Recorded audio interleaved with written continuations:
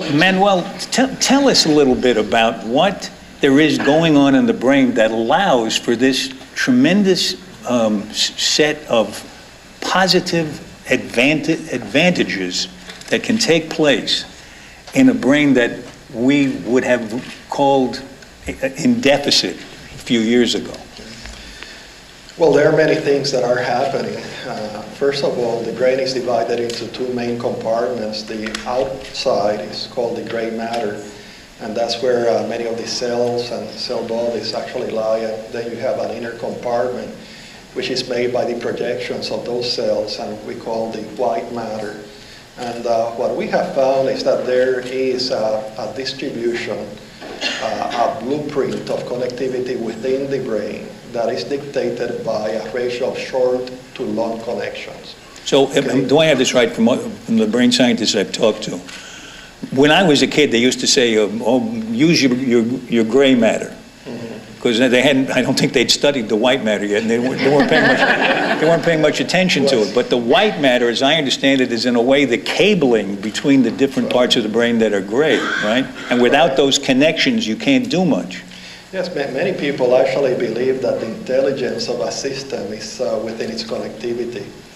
So we have the elements, and then we have the connectivity, which actually goes through the white matter.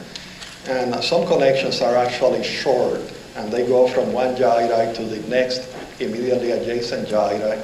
And some other connections actually travel a little bit longer. They go and connect different parts of the brain and actually the different hemispheres. And it's this ratio of short to long connections that may dictate how a patient thinks and reacts to different stimuli, and it actually defines its capacity to actually solve problems. So let me just make sure I got you. These, what I'm calling cables, is that what you call columns? No. No, something else. But okay, but is it the length of those connectors that you're concerned with? Right now, yes. Uh-huh. So we have some that are very short connections, some that are very long connections. And we have seen that within the population as a whole, there is a distribution of those short to long connections. At one far end of the spectrum, we see people where there's an overabundance of short connections at the expense of longer connections. And then at the other tail end of that distribution, it's completely the opposite. You have individuals that have very long connections at the expense of shorter ones. And that difference in terms of connectivity relates to how a person thinks, what we actually define as a cognitive style. People that have an overabundance of short connections at the expense of longer ones, they tend to be very concrete in terms of their thinking. They actually see a tree and they lose the forest, okay?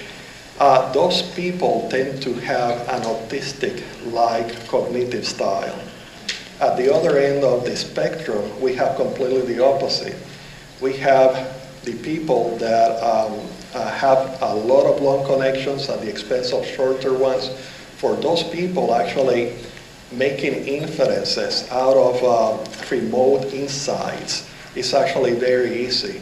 You can actually have them think about a problem in regards to religion, and they may watch a show about astrophysics and get ideas to solve the same. They are the absent-minded professors. They are the people that actually see the forest, but they don't see the tree. And those are the dyslexic types.